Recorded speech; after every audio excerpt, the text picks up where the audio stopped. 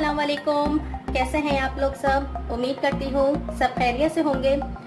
आज हम झटपट सी ज़बरदस्त सी बकरीद स्पेशल में बना रहे हैं चटपटी मसालेदार सी बोटियाँ।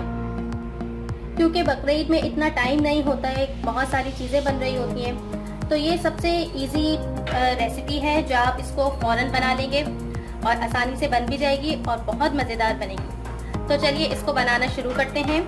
और रेसिपी स्टार्ट करने से पहले मेरी आपसे रिक्वेस्ट है कि मेरे चैनल को सब्सक्राइब कर लीजिए, मेरी वीडियोस को लाइक कीजिए, अपनी फैमिली में शेयर कीजिए और मुझे कमेंट करके ज़रूर बताया कीजिए कि आपको मेरी रेसिपी कैसी लगी। तो चलिए इसको शुरू करते हैं। तो चलिए रेसिपी बनाना शुरू करते हैं। सबसे पहले मैंने 400 ग्राम बीफ लिया है, इसकी छोटी छोटी बोटियाँ कर ली हैं, ये देखिए, और इसमें थोड़ी सी चर्बी भी लगी है। अच्छा, इसके अंदर मैंने 1 खाने का चम्मच, ये देखिए, भर कर कच्चा पपीता लगा दिया था। तकरीबन 3 घंटे हो गए इसको लगे हुए। अब इसमें जाएगा 1 चाय का चम्मच अदरक लहसुन का पेस्ट। ये 2 छोटी वाली हरी मिर्चें हैं जिन्हें मैंने कुचल लिया है, ये जाएंगी इसमें। दही इसमें जाएगी 1/2 कप।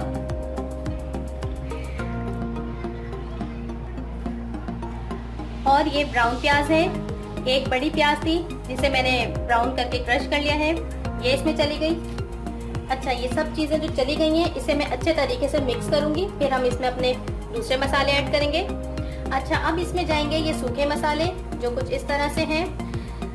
भुना कुटा सूखा धनिया, ये जाएगा 1 टेबल स्पून भर के मैंने लिया इसे। नमक हस्बे ज़रूरत, ये मैंने 1/2 टी स्पून लिया है, आप अपनी मर्जी से शामिल कीजिएगा। पिसी लाल मिर्च है, ये भी 1/2 टी स्पून है। कुटी लाल मिर्च है, ये भी 1/2 टी स्पून है। चिकन पाउडर है, ये भी 1/2 टी स्पून मैंने लिया है। पिसी काली मिर्च है, ये मैंने 1/4 टी स्पून लिया है। इसके अलावा कश्मीरी लाल मिर्च है, या देगी लाल मिर्च भी कह सकते हैं आप इसे, ये भी कलर के लिए यूज कर रही हूँ, ये भी 1/2 टी स्पून ली है। और थोड़ा सा गरम मसाला है 1/4 टी स्पून। ये सारे मसाले इसमें चले जाएंगे। तमाम मसाले मैंने इसमें अच्छे तरीके से मिक्स कर दिए हैं। और अगर आप इसका मसाला ज़्यादा बनाना चाहते हैं तो दही और ब्राउन प्याज की मिकदार थोड़ी बढ़ा लीजिएगा, नहीं तो ऐसा ही ठीक है, ये बिल्कुल मुनासिब इसकी मिकदार। तो चलिए अब मैं इसको पकाना शुरू करती हूँ। मैंने बोटियों को पॉट के अंदर ट्रांसफ़र कर दिया है और ये थोड़ा सा बस 1 टेबल स्पून इसमें पानी जाएगा।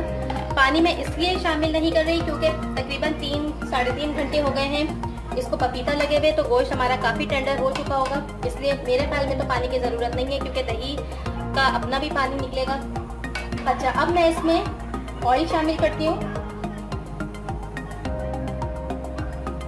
2 चम्मच कुकिंग ऑयल शामिल करेंगे इसमें, बस। अब हम इसे कवर करके मीडियम फ्लेम पर तकरीबन 20 से 25 मिनट तक पकाएंगे, या 30 मिनट भी लग सकते हैं, मीट के ऊपर डिपेंड करता है कि वो कितना टेंडर हुआ है। और अब वक्फे वक्फे से मैं इसको देखती रहूँगी। मिलते हैं 30 मिनट के बाद। तकरीबन 30 से 35 मिनट हो गए हैं हमारी बोटियों को पकते हुए। अब देखते हैं, मैंने इसको लो टू मीडियम फ्लेम पे रखा था, ये तकरीबन तैयार हो गया है, लेकिन अभी हल्की सी कसर इसमें बाकी है। 5 से 10 मिनट इसमें और लगेंगे। इस स्टेज पे मैं इसमें थोड़ा सा नींबू का रस शामिल करूंगी, थोड़ा सा हरा धनिया, और बस कवर करके 5 मिनट बाद मैं इसको चेक करूंगी। तकरीबन 5 मिनट हो गए हैं और अब देखते हैं। ये देखिए कितना ज़बरदस्त सा मज़ेदार सा हमारा, ये देखिए कितनी ज़बरदस्त सी मसालेदार सी हमारी बोटियाँ तैयार हैं और पूरे घर में इतनी अच्छी खुशबू फैली हुई है। अच्छा, अब मैं इस स्टेज पर लगाऊंगी इसके अंदर कोयले का धुआं। अब इसमें कोयले का धुआं लगाऊंगी मैं। ये प्याज का छिलका रखा है, इस पर ये कोयला रख देंगे और थोड़ा सा कुकिंग ऑयल, ताकि अच्छा सा, बस तकरीबन 2 से 3 मिनट के लिए मैं इसको कवर करके रखूंगी, फिर डिश आउट करके आपको दिखाती हूँ। तैयार हो गई है हमारी मज़ेदार सी मसाले बोटी। आप इसे पराठों के साथ सर्व कीजिएगा, बहुत मज़े की बनती हैं और ट्राई कीजिएगा, एंजॉय कीजिएगा। मुझे कमेंट करके ज़रूर बताइएगा कि आपकी ये मसालेदार बोटियाँ कैसी बनी। और फिर आऊँगी एक नई रेसिपी के साथ। खुदा हाफिज़।